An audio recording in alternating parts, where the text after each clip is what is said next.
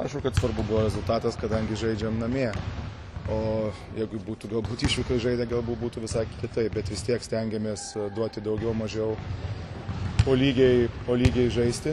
Taip kad vis dėlto sakau, aišku, nukrinta kokybė kažkiek tai, bet yra vis dėlto toks dar sezono metas, kad turim žaisti visi, kad turim įsiaiškinti, kas yra kas, kad atėjusių sezoną būtų galima jau vyriausiam treneriui priminėti sprendimus. Pačiam stovėt, kaip sakoma, prie komandos vairo buvo tarsi tokia naujiena, galbūt tai nebuvo oficialus visai kitas turnyras, bet vis dėlto kaip jautėsi? Smagu visai, sakau, jaučiausi tikrai labai normaliai.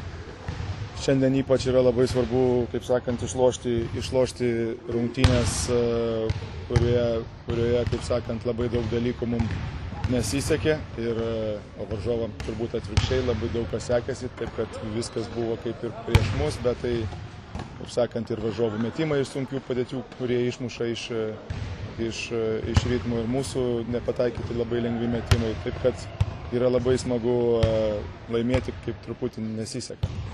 Iki oficialaus sezono starto lieka maždaug 10 dienų, kada LKL prasidės, paskui Eurolyga spalio viduryje.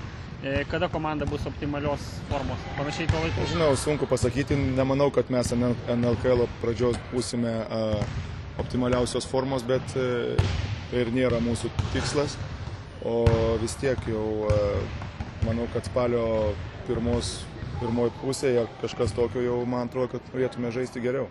Džeimsas Andersonas laimėjo MVP titulą simbolinį turnyro, Artūrui Gudaičiui teko Žalgirio naudingiausio žaidėjo titulas. Kaip patenkintas šių pasirodymų?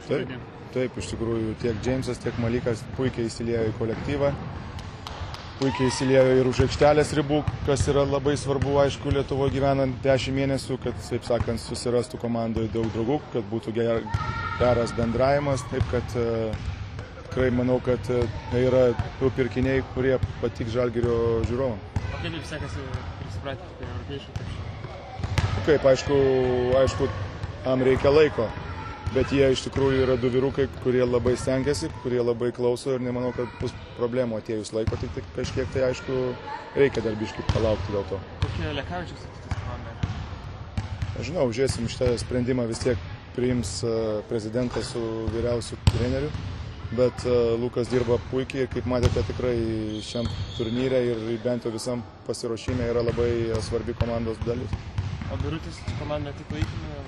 Jisai žais sezoną dubleriuose. Kas šiandien laimės Madride, gal žinai? Kas laimės?